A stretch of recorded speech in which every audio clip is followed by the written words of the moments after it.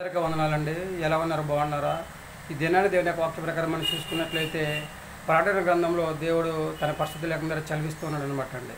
సమయము సమీపించున్నది కనుక చక్కగా ఎవరైతే దేవుని యొక్క ప్రవచన వాక్యములను చదివి విని అందులో ఉన్న సంగతులను ఎవరైతే గైకుంటారో వారు ధన్యులని చెప్పేసి దేవుడు తన పరిస్థితి లేకుండా చదివిస్తూ ఉన్నాడు అనమాట అండి. అదేవిధంగా మనం చూసుకున్నట్లయితే ఎఫెసీ రాసిన పత్రికలో దినములు చెడ్డవు కనుక సమయాన్ని సద్వినియోగం చేసుకుని ఎవరైతే దేవుని నామలో ప్రార్థన చేస్తూ ఉంటారో వారు ధన్యులు అని చెప్పేసి దేవుడు తన పరిస్థితి లేకుండా చదివిస్తున్నాడు అనమాట అండి.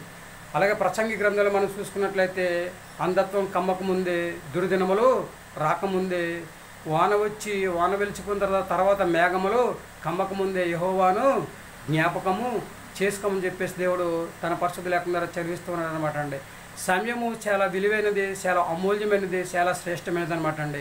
ఈరోజు మరలా తిరిగి రాదనమాట అండి. ఈ సమయం మరలా తిరిగి రాదనమాట అండి. మనందరం కూడా సమయాన్ని వ్యర్థము చేయకుండా, వృధా చేయకుండా ఎవరైతే సమయాన్ని సద్వినియోగం చేసుకొని దాని ప్రకారం ఎవరైతే నడుచుకుంటారో వారందరూ కూడా ధన్యులు అని చెప్పేసి దేవుడు తన పరిస్థితి లేకుండా చదివిస్తూ ఉన్నాడు అనమాట అండి. దేవుని యొక్క వాక్యాన్ని విని ఆయన వాక్యాన్ని చదువుకుని చక్కగా ఆయన వాక్య ప్రకారం ఎవరైతే నడుచుకుంటారో వారందరికీ కూడా భూమి మీద మంచి ఆరోగ్యం దయచేసి ఆయన రాజ్యవారసులుగా జీవించే యోగ్యతను సంపాదించుకునే స్థితిని దేవుడు మనకి దయచేస్తూ ఉంటాడు కనుక 100% కూడా మనందరము కూడా దేవుని మాట విని దేవుని యొక్క వాక్య ప్రకారం నడుచుకొని సమయాన్ని సద్వినియోగం చేసుకొని చక్కగా భూమి మీద హాయిగా జీవించే యోగ్యతను కలిగి జీవిద్దామండి. ఏమంటారు?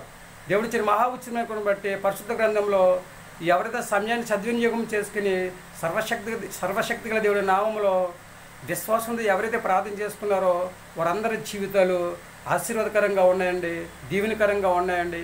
ఒక ఉన్నతమైన స్థితిలో వాళ్ళ జీవితాలను దేవుడు ఉంచినట్లుగా మనం చూస్తూ ఉన్నాం అనమాట అండి.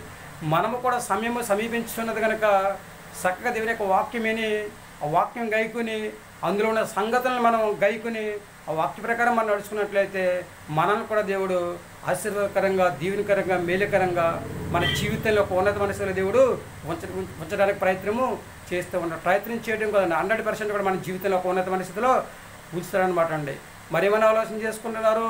సమయాన్ని సద్వినియోగం చేసుకుని చక్క దేవుని యొక్క వాక్యమైన ఆయన వాక్య ప్రకారం నడుచుకుని భూమి మీద హాయిగా జీవించే యోగ్యతను కలిగి జీవించాలని చెప్పేసి ఆలోచన కలిగి ఉన్నారా?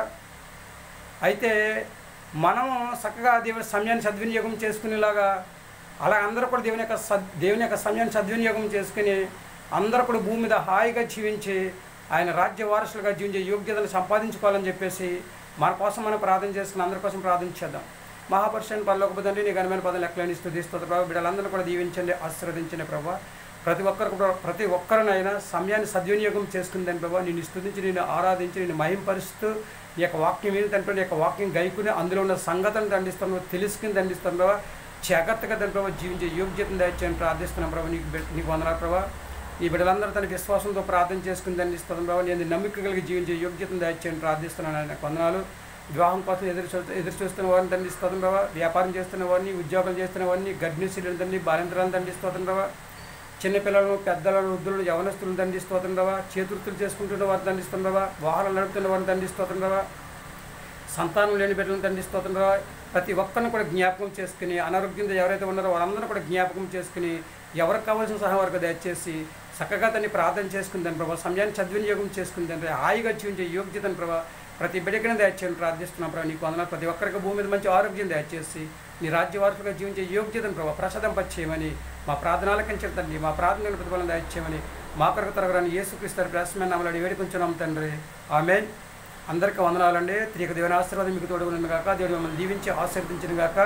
దేవుడిచ్చిన మహా ఉచ్చినను బట్టి మనం చక్కగా సమయాన్ని సద్వినియోగం చేసుకుని దేవుని యొక్క వాక్యాన్ని చదివి చక్కగా అందులో ఉన్న దేవుని యొక్క వాక్యాన్ని విని అందులో ఉన్న సంగతులను గైకొని చక్క దాని ప్రకారము నడుచుకునే యోగ్యత సంపాదించుకునే స్థితి కలిగి ఉందామండి.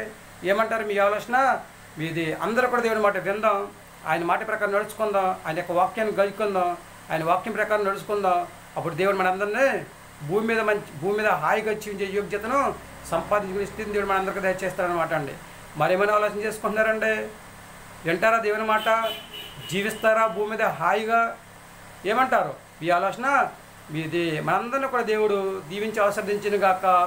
ఆమేన్. ఎందుకంటే అండి మనం బాగోవాలి, మరి ఇంటి వారు మన పొరుగు వారు బాగోవాలి, ఇంటి పక్క వారు బాగోవాలి, అందరూ బాగోవాలి. అందులో మీరు నేను మనందరం ఉండాలి కనుక మన అందరి కోసం ప్రార్థన చేసి అందరూ కూడా మనలాగానే రాజ్యవారసులుగా జీవించే యోగ్యతను సంపాదించుకుని భూమి మీద హాయిగా జీవించే యోగ్యతను సంపాదించుకునే స్థితి అందరికీ కూడా దేవుడు దయచేయను గాక.